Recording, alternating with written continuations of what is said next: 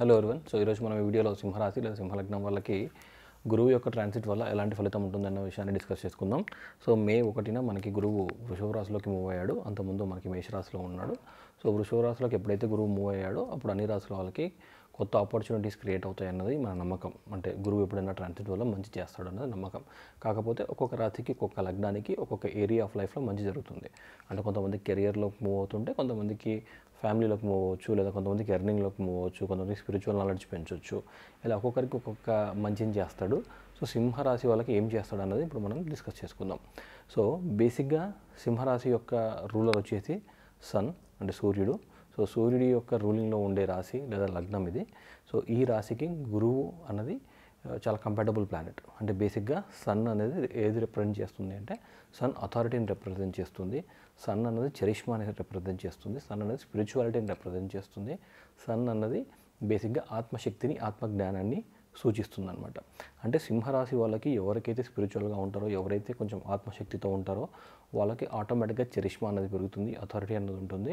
So అంటే జనరల్గా ఆత్మజ్ఞానం ఉన్నవాడికి వాడిపైన వాడికి అథారిటీ ఎక్కువ ఉంటుంది కాబట్టి సో అది వాళ్ళకి మంచి చేస్తుంది అనమాట. సో అటువంటి క్వాలిటీస్కి గురువు అన్న క్వాలిటీ ఏంటి అంటే బేసిక్గా నాలెడ్జ్ అండ్ విజ్డమ్.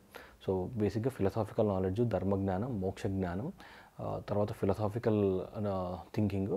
సో ఇవన్నీ మనకి సూర్యుడి యొక్క క్వాలిటీస్కి, సింహరాశి యొక్క క్వాలిటీస్కి లేదా లగ్నానికి మంచి యాడ్ ఆన్ అవుతుందన్నమాట. అంటే వాళ్ళ క్వాలిటీస్ని ఇంకా ఎన్హాన్స్ చేయడానికి హెల్ప్ అయ్యే ఎనర్జీస్. సో ఇప్పుడు ఈ నాలెడ్జ్, ఈ విజ్డమ్, ఈ ఉండే అంటే ధర్మజ్ఞానం, మోక్ష జ్ఞానాన్ని ఇచ్చే గురువు వీళ్ళకి 10th హౌస్లోకి మూవ్ అవుతా ఉన్నాడు. సో 10th హౌస్ అన్నది కర్మస్థానం అనమాట. అంటే జనరల్గా అది మన యొక్క కెరియర్. సో కెరియర్ అన్నప్పుడు చాలా చూడాలి.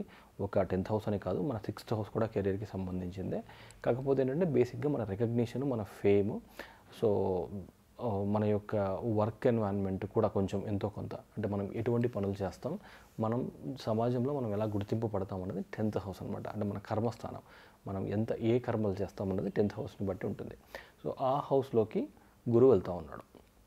సో గురువు ఎప్పుడైతే కర్మస్థానానికి వెళ్తున్నాడో అక్కడ గురువు యొక్క ఇన్ఫ్లుయెన్స్ ఉంటుందన్నమాట. అంటే మీ యొక్క కెరియర్లో గురువు యొక్క ఇన్ఫ్లుయెన్స్ ఉంటుంది. సో వెళ్ళే రాశి శుక్రుడిది అయినప్పటికీ, అది ఫైనాన్సెస్కి సంబంధించింది అయినప్పటికీ, గురువు తెచ్చే నాలెడ్జ్ మాత్రం ఫిలసాఫికల్ నాలెడ్జ్, ఫిలసాఫికల్ విజ్డము, మోక్ష జ్ఞానము, మోక్షానికి సంబంధించిన wisdom. But at the same time ఆయన ధర్మజ్ఞానాన్ని తెస్తూనే ఫైనాన్సెస్ మీద కూడా కొంచెం ఎంతో కొంత ఇన్ఫ్లుయెన్స్ ఉంటుంది.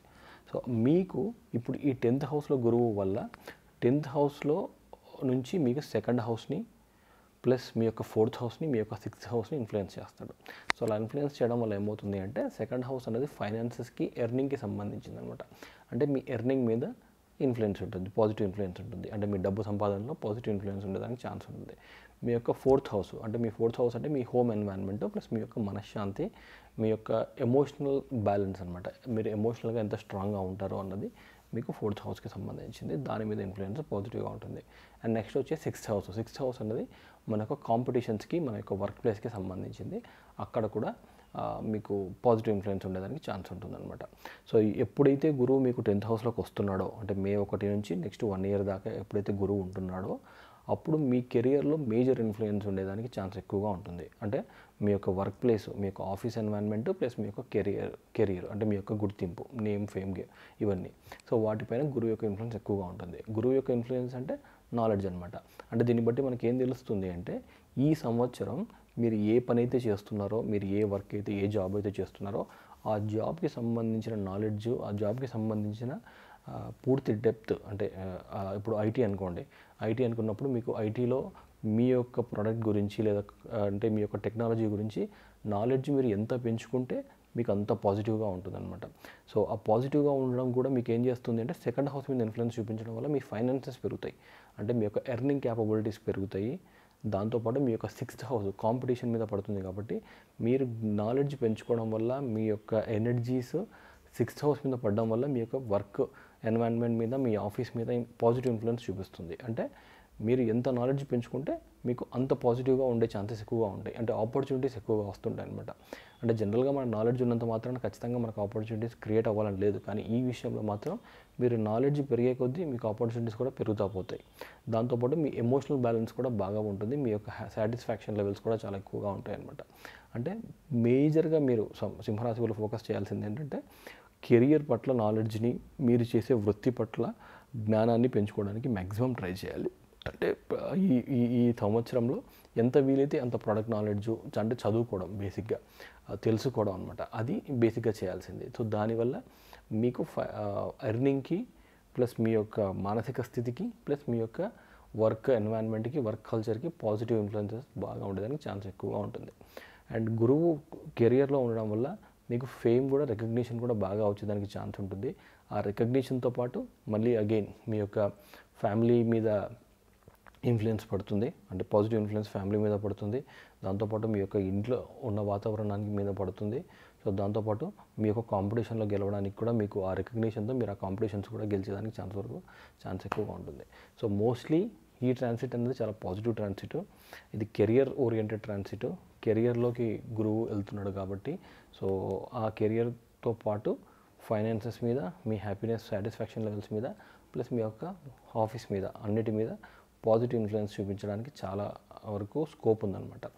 కాకపోతే అది ఎట్లా తేవాలి అంటే బేసిక్గా నాలెడ్జ్ పెంచుకోవాలి. సో బేసిక్గా చదవడం అనేది స్టార్ట్ చేయాలి. ఏదైనా సరే ప్రోడక్ట్ నేర్చుకోవడమా, లేదా టెక్నాలజీ నేర్చుకోవడమా, లేదు అంటే స్పిరిచువల్గా ఉన్న వాళ్ళు అయితే స్పిరిచువల్ నాలెడ్జ్ పెంచుకోవచ్చు. లేదు ఆఫీస్ ఎవరైనా వర్క్ చేసే వాళ్ళైతే వర్క్ పరంగా నాలెడ్జ్ పెంచుకోవచ్చు. స్టూడెంట్స్ అయితే కూడా బేసిక్గా నాలెడ్జ్ పెంచుకోవడం వల్ల వాళ్ళకు కూడా కొత్త జాబ్స్ వచ్చేదానికి అవకాశం ఎక్కువగా ఉంటుంది. More over it's all career oriented transit అనమాట. సో లియోస్కి సింహరాశి లేదా సింహలగ్నం, బేసిక్గా సింహలగ్నం వాళ్ళకి ఎక్కువగా ఇది చెప్తున్నాను. సింహరాశికి కూడా ఎంతో కొంత వర్తిస్తుంది. సో వీళ్ళకి కెరియర్ ఓరియంటెడ్ ట్రాన్సిట్ అని చెప్పుకోవచ్చు. And thank you very much watching this video. ఈ వీడియో మీకు నచ్చినట్టయితే లైక్ చేయండి, షేర్ చేయండి, సబ్స్క్రైబ్ చేయండి. అండ్ నెక్స్ట్ మనం ఇంకో వీడియోలో కర్కాటక లగ్నం లేదా కర్కాటక రాశి వాళ్ళకి ఈ ట్రాన్సిట్ ఎలా ఉంటుందో చూద్దాం. Thank you very much. Bye.